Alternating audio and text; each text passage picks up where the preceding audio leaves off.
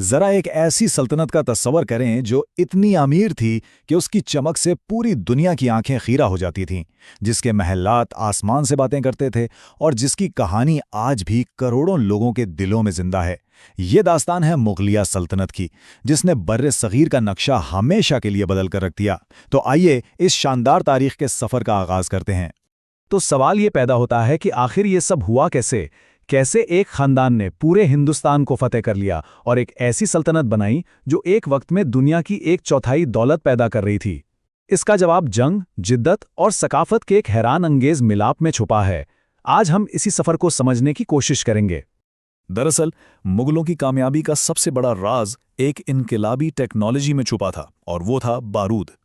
تاریخ میں انہیں دنیا کی 3 عظیم اسلامی بارودی سلطنتوں میں شمار کیا جاتا ہے، عثمانیوں اور صفویوں کے ساتھ۔ یہی وہ طاقت تھی جس نے انہیں ہندوستان میں ایک ایسی برتری دی جس کا کوئی مقابلہ نہیں کر سکتا تھا۔ تو یہ ساری کہانی شروع کہاں سے ہوئی؟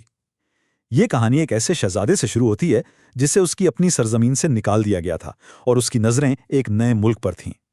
یہ شہزادہ تھا بابر، اور بابر کوئی عام جنگجو نہیں تھا۔ اس کی رگوں میں تیمور اور چنگیز خان جیسے عظیم فاتحین کا خون دوڑ رہا تھا۔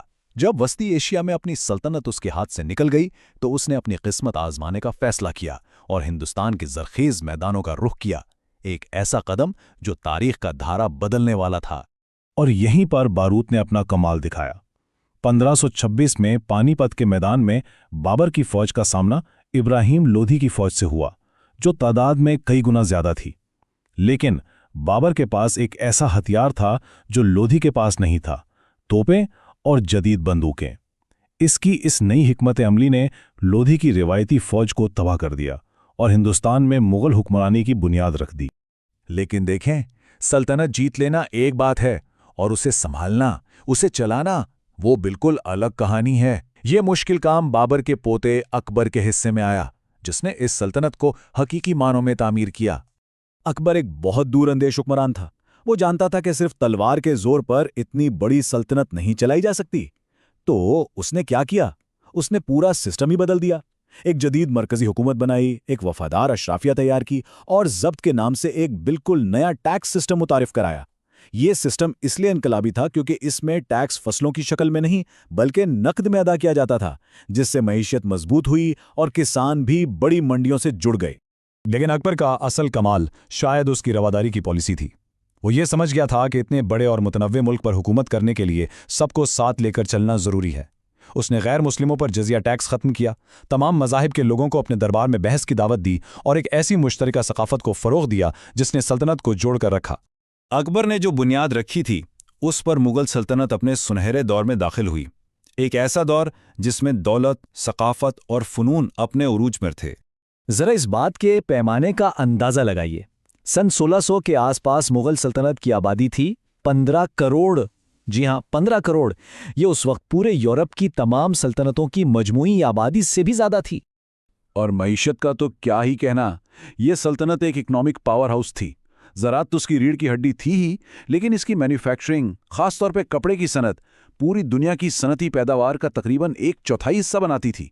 یہاں کا بنا ہوا کپڑا، چاہے وہ ملائم ململ ہو یا خوبصورت چھینٹ، پوری دنیا میں ہاتھوں ہاتھ لیا جاتا تھا۔ فن تعمیر کا یہ جنون اپنے عروج پر پہنچا شاہنشاہ شاہجہاں کے دور میں۔ تاج محل، اس کی بیوی ممتاز محل کے لیے بنایا گیا ایک شاہکار، آج بھی مغلوں کی شان و شوکت کی سب سے بڑی نشانی ہے۔ لیکن اس ساری شان و شوکت کی ایک قیمت تھی۔ شاہی خزانے پر بوجھ بڑھتا جا رہا تھا، جو آنے والے وقتوں کے لیے ایک خطرے کی گھنٹی تھی۔ اور اس کے بعد دور آتا ہے اورنگزیب کا، شاید مغل سلطنت کا سب سے طاقتور اور ہاں سب سے متنازع شہنشاہ۔ اگر جنگ اور فتوحات کی بات کریں تو اورنگزیب نے سلطنت کو اس کے عروج پر پہنچا دیا۔